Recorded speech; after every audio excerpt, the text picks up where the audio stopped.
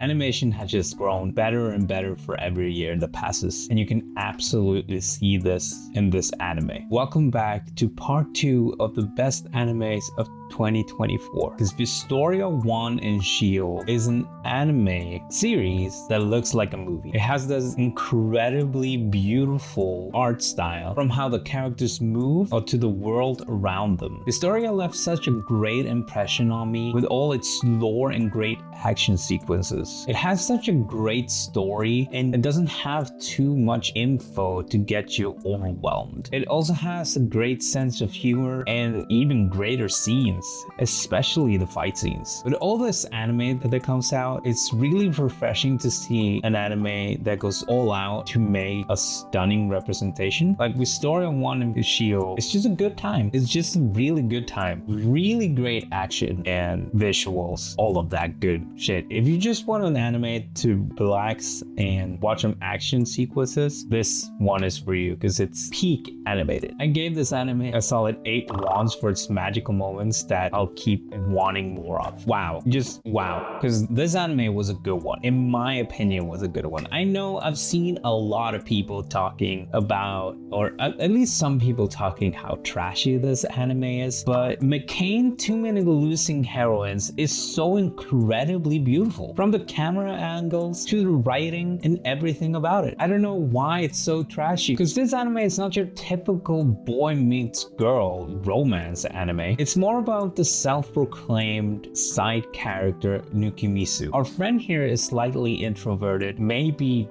even super introverted, I would say, with close to no social life, but suddenly finds himself in the middle of all the romance drama at the school. With Anna trusting him after she got brutally rejected by her crush. I say brutally because who takes it easy when you get rejected by your crush? Or when your crush says, no. Because not only that, not only he gets dragged into Anna's situation, then not only owes him a lot of money because they've been hanging out together and she's been talking about her problems and he's been just buying her food because she never has money or brings her wallet. He gets dragged into 2 more relationships dramas where Nukimisu can't stand down, not because he wants to, but because he wants to help them. I like how oblivious his world is and the way he doesn't think about his own love life and really just wants to help his new friends. Like, obviously he has a crush. His crush is Anna, but it's more about the friendship than trying to get her to be his girlfriend. Not only does this anime have an amazing plot, but it also has an amazing animation and voice actors. Surely this anime gets a 9 piece of yummy karaage chicken to fill you up with happiness. I really enjoyed it, and please tell me in the comments below why people didn't like it if you were one of those. This anime just melted my heart. It's such a lovely little romance anime.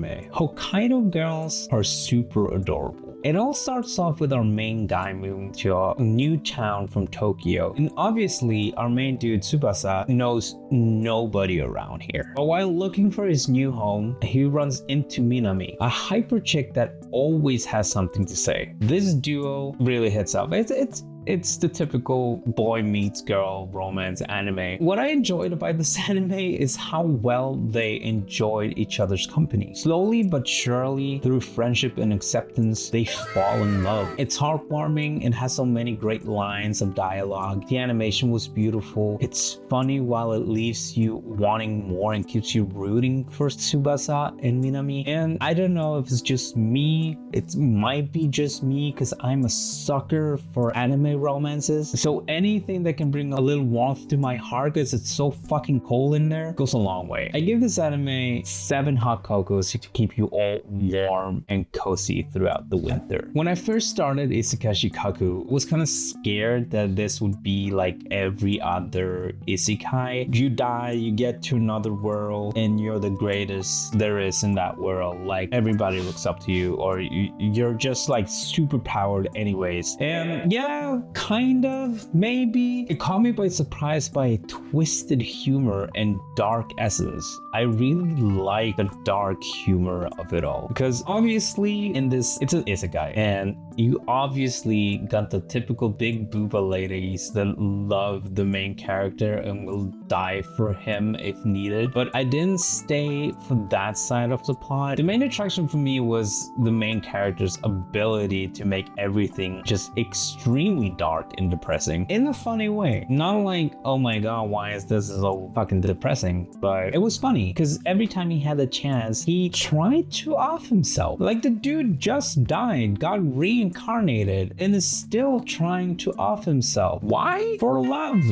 Of course it is for love, because this series starts off with a double suicide for love. Great. The series doesn't take itself too seriously, and that's for the better. I just can't wait to see more of this and see what his lovely and I think insane wife is after, because the whole premise of this show is starting to get a bit twisted and darker. I love it. I gave this anime a coffin so he can choose which one he wants to lay comfortably in while we drift off to the next anime. Okay, so we're finally to like the top tier anime of the year. Like nothing will beat it. I don't care who you are, but nothing will beat this anime. If you have one, please leave a comment because I would love to hear what your thought is. I don't know what else I'm gonna say, but this anime is peak, and we all know I'm talking about Dungeon Meshi. It sets the standard immediately at the start of 2024 and immediately again becomes a big hit among the anime community. Dungeon Meshi has such a great storytelling and world building that you easily get lost in every aspect of it. It's so amazingly well put together that nothing even came close to it this year. The rich adventures that lead up to even richer and nutritious food or cuisine were so well made, and somehow I could smell the food